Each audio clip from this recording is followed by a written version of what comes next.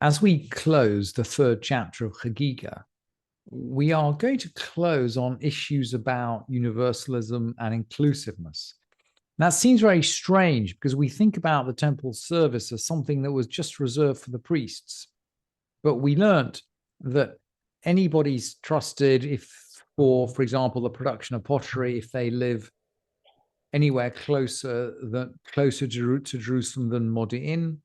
We learned the opinion of Rabbi Yossi that we need to trust an Amaretz, an ignorant person, in terms of matters of purity and impurity, because if we don't do that, people will go off and build their own altar.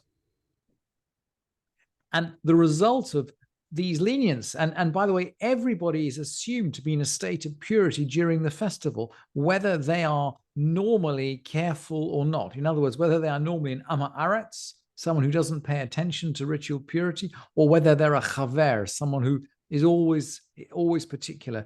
At a time of the festival, everybody is considered to be pure. So what do we do at the end of the festival? Well, we need to purify the temple. And that is how the tractate and the chapter and actually the order of Moed closes. Kitzad ma'virin al tarat ha'azara.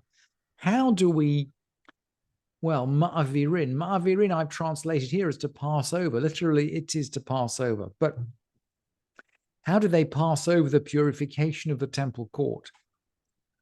I mean, the phrase is not easy to understand. And laha'avir can also mean to announce, like laha'avir kol, to make an announcement, to pass over an announcement. So maybe this could be translated also as, how did they announce the purification of the temple court? And we'll see this makes sense when we just read through the rest of the Mishnah.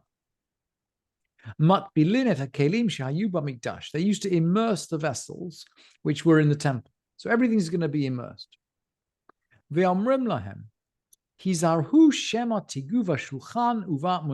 they said to them, be careful lest you touch the table or the menorah. So we can see here already there is some idea of an announcement, right? They used to immerse, but they used to make an announcement. So maybe we should translate the beginning of the Mishnah. How did they announce the purification of the courtyard? Keitzad ma'avirin al taharata azara, ma'avirin in the sense of making an announcement. And the Rambam comments here in a way that connects us up right to the beginning of the Masechet. The Rambam makes connect, we're right at the last Mishnah of the Masechet, of the tractate, but the Rambam is going to make a comment that will take us right back to the beginning. So the Rambam is going to say, he's trying to explain, why are we purifying the temple courtyard? And he says, this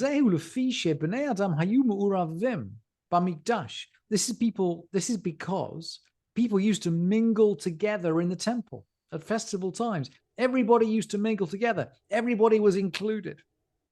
And he's now going to quote a verse, the verse that we quoted when we began the tractate. So everybody's mingling together in the temple, Barugalim, at festival time. K'mo shenitztavenu, as we were commanded, Yera'eh kol zechurcha, all your males shall be seen. We began the tractate by saying there's a command to be seen in Jerusalem. All your males shall be seen. And the Rambam is saying, look, if we think about what this means, and I mean, this is a gendered command, and maybe I don't think the Rambam even thought that to be inclusive, you had to include women. So he's living in a Muslim society. He's not even thinking about that, but he's thinking about inclusiveness in, if you like, in the male landscape only. And he's saying, look, if we're going to include everybody, then we need to purify afterwards. And then he explains the commandment about the table. Aval hayu nisarim bashulchan, but they were particularly commanded about the temple. Remember that the announcement made to the people was, be careful, hizaru shema tigu vashulchan uva menorah. Be careful lest you touch the table or the menorah. So the Rambam continues, they were careful about the table, particularly, Lefish Amar Hashem lefanai tamid, because God said, before me always. Always. Ve'efshar lesalko velasum acher bimkomo. And it was impossible to take it away and to put another one in its place.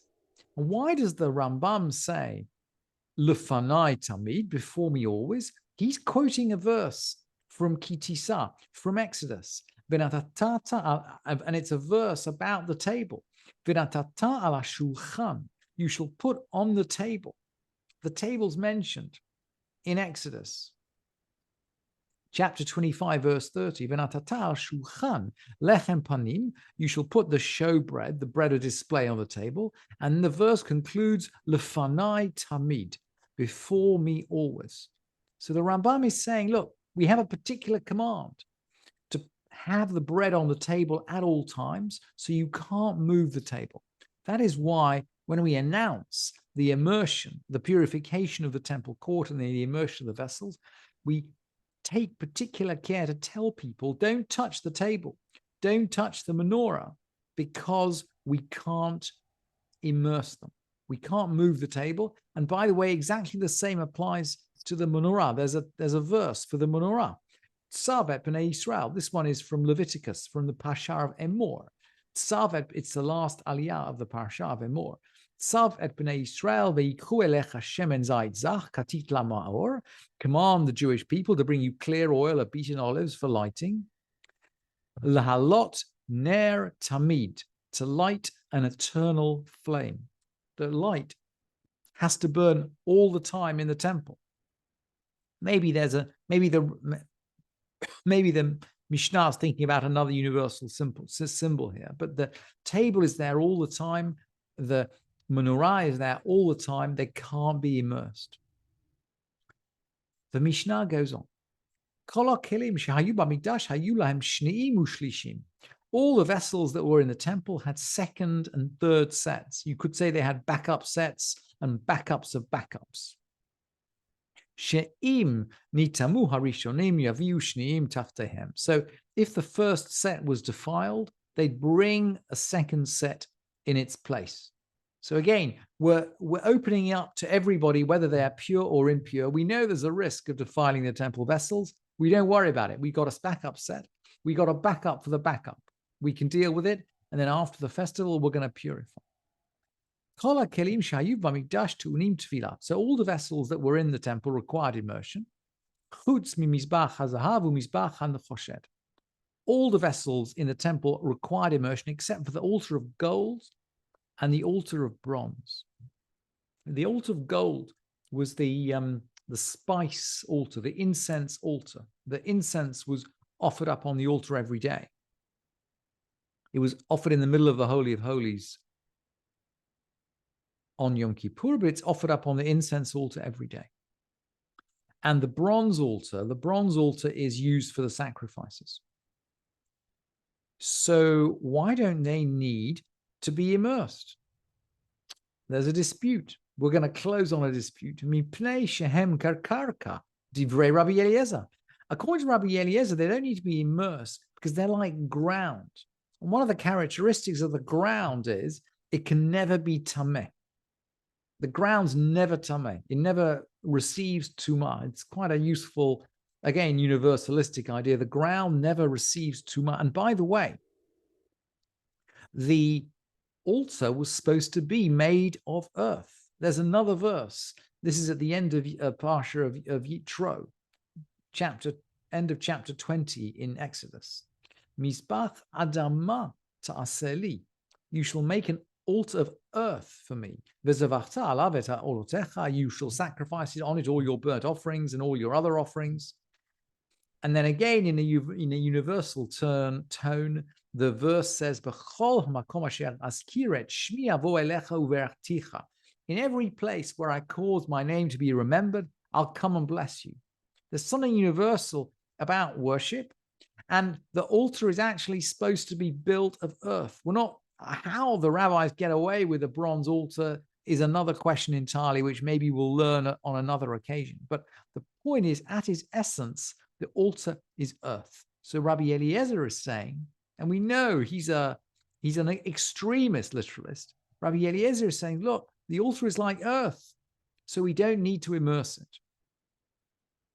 V'chachamim omrim, the sages say, mipnei shehen mitzupim, because they were overlaid. So the incense altar and the altar for the sacrifices, I mean, they were gold and they were bronze, but they were covered with gold and covered with bronze. So they were wood inside, and wood can receive tumah, but the metal cannot. And the Chachamim are saying, because they're overlaid with bronze, the wood underneath effectively never comes in contact with anything impure.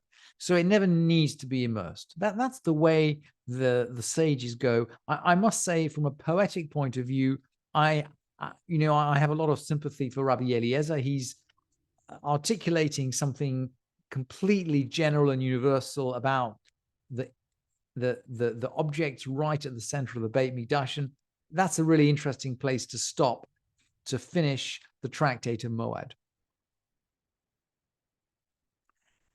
So let's say the Hadran alach Seder Moed. We will return to you Seder Moed. So we've started all the way at Shabbat, gone through Eruvin, through Psachim, Shkalim, right the way through to the minor tractates at the end, finishing with Hagigah. We've gone all the way through Seder Moed, and we will return to you at some point. Hadran alach Seder Moed v'hadrach alan. We will return to you, Seder Moed, and you will return to us. Da'atan alach Seder Moed v'da'atach alan. Our mind is on you, Seder Moed, and your mind is on us. Lo nit nashay minach Seder Moed ve'lo tit nashay minan. We will not forget you, Seder Moed, and you will not forget us. Lo ba'alma hadain ve'lo ba'alma da'ati. Not in this world and not in the next one.